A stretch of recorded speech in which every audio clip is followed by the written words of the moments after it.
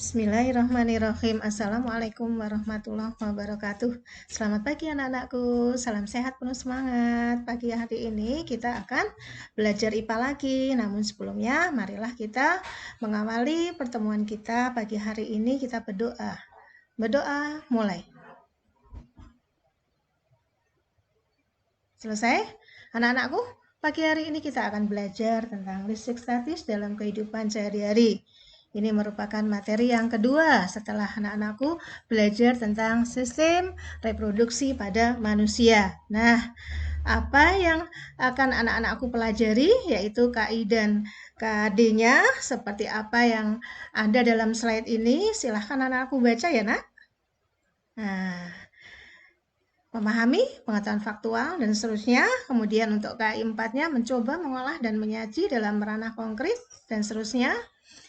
3-4 kompetensi pengetahuannya menjelaskan konsep listrik statis dan gejalanya dalam kehidupan sehari-hari, termasuk kelistrikan pada sistem saraf dan hewan yang mengandung listrik. Nah, kompetensi keterampilannya yaitu menyajikan hasil pengamatan tentang gejala listrik statis dalam kehidupan sehari-hari dan seterusnya. Nah, anak-anakku mengawali tentang materi ini, anak-anakku, listrik dalam kehidupan sehari-hari ini mempelajari tentang apa saja, yaitu tentang muatan listrik, di mana muatan listrik ada dua, positif dan negatif. Dan penerapannya muatan listrik dalam kehidupan sehari-hari itu bisa kita ketahui contohnya dari kelistrikan pada sel saraf dan seterusnya pada slide ini. Silahkan anak-anakku baca sampai akhir. Nah, anak-anakku, listrik statis itu adalah listrik yang dalam diam atau tidak mengalir. Tetapi kita tidak dapat mengamati gejala-gejalanya dalam kehidupan sehari-hari. Contohnya pada peristiwa petir. Petir terjadi akibat adanya interaksi antara elektron yang ada di awan dengan molekul udara, sehingga menimbulkan suara yang sangat kencang.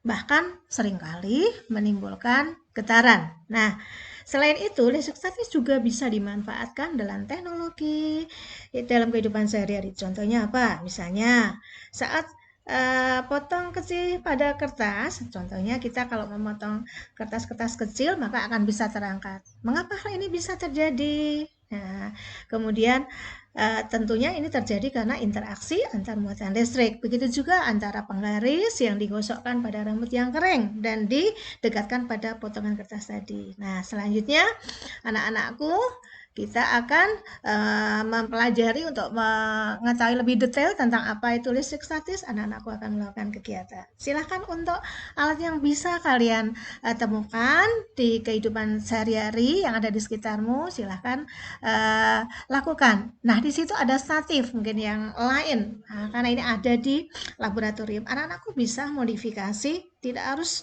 menggunakan alat seperti itu, bisa pakai kayu dan sebagainya. Nah, selanjutnya lakukan kegiatan ya, seperti yang ada di slide ini.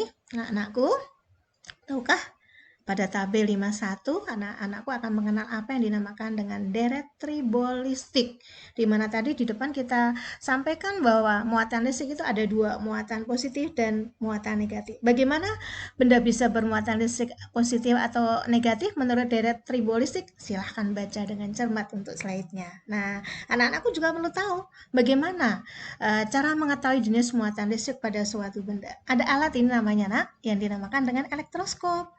Nah, anak-anakku pun bisa membuat ini elektroskop.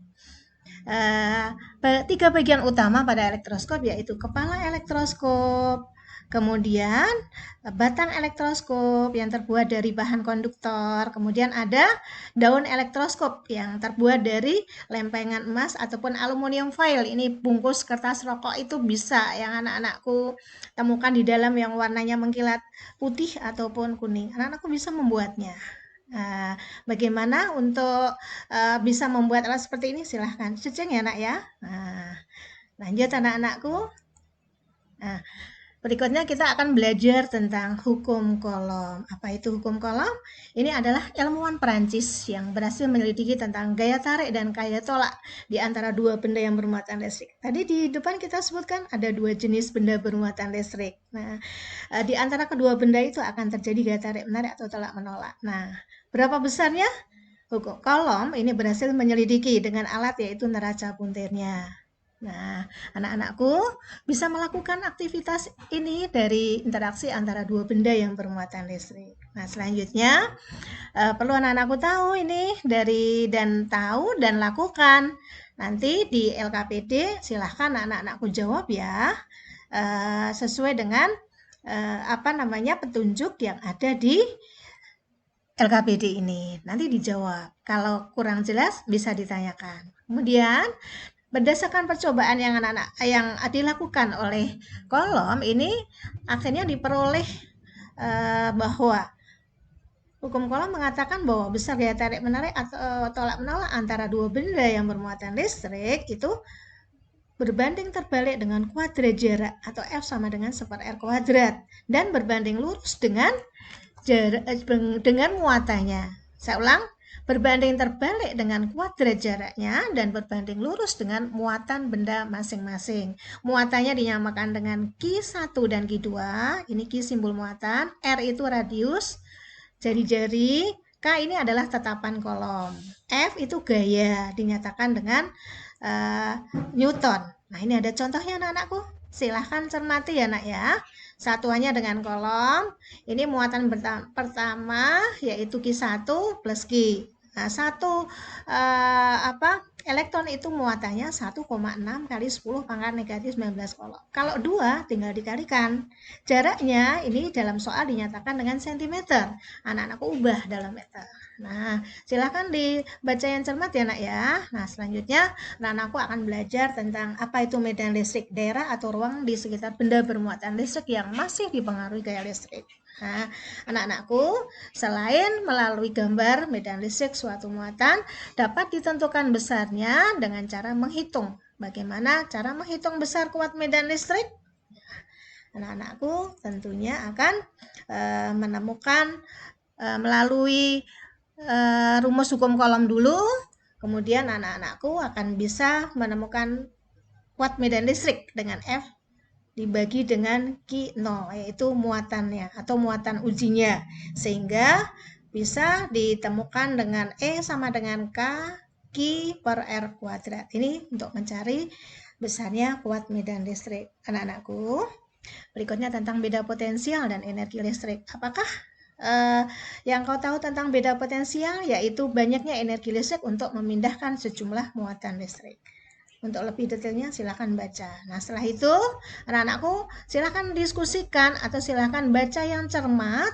Nah, kemudian di antara gambar ini mana beda potensialnya lebih tinggi? Perlu anak-anak ketahui bahwa muatan positif itu potensialnya lebih tinggi daripada muatan negatif.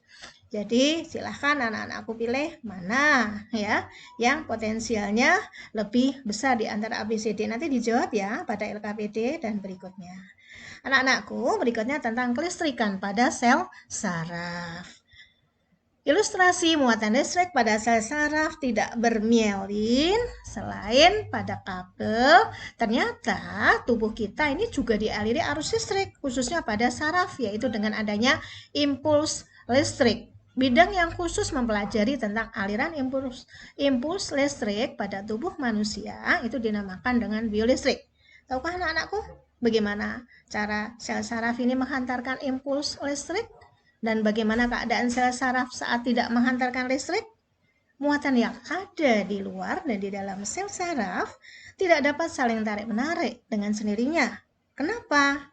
Karena ada pemisah berupa membran sel saraf. Perhatikan gambar 5, 9. Nah, tarik-menarik antara muatan itu akan disebabkan oleh rangsangan dari neurotransmitter. Nah, anak-anakku, silahkan cermati di sini adalah impuls listrik pada saraf manusia. Perhatikan bagian-bagiannya saat neurotransmitter dilepaskan dari sel saraf lain, juga pada bagian B yaitu saat muatan positif natrium masuk ke dalam sel saraf melewati membran sel. Begitu juga saat rangsangan telah mencapai ujung sel saraf, neurotransmitter akan dilepaskan kembali. Ini untuk impuls listrik pada saraf manusia. Jadi setiap manusia itu memiliki sistem saraf yang dapat mengontrol gerak otot. Nah, sistem saraf terdiri atas sel-sel saraf yang berfungsi untuk menerima, mengolah, mengirim rangsangan yang diterima panca indera. Inilah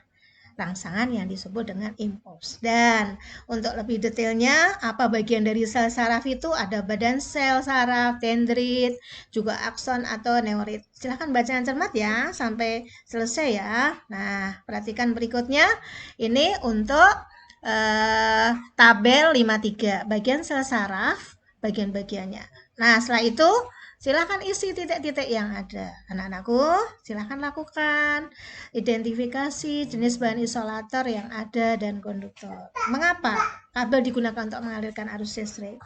Dari sumber listrik ke peralatan elektronik, bagaimana bisa disalurkan dengan baik. Nah, untuk lebih detailnya, bagaimana konduktor listrik, yaitu ada tembaga, emas, dan perak. Meskipun emas, perak, dan tembaga itu merupakan konduktor yang baik, tapi karena harganya yang sangat mahal, maka tidak digunakan pada kabel rumah tangga, sehingga menggunakan kabel listrik. Berikutnya tentang isolator listrik. Apa itu isolator? Baca yang cermat ya nak ya.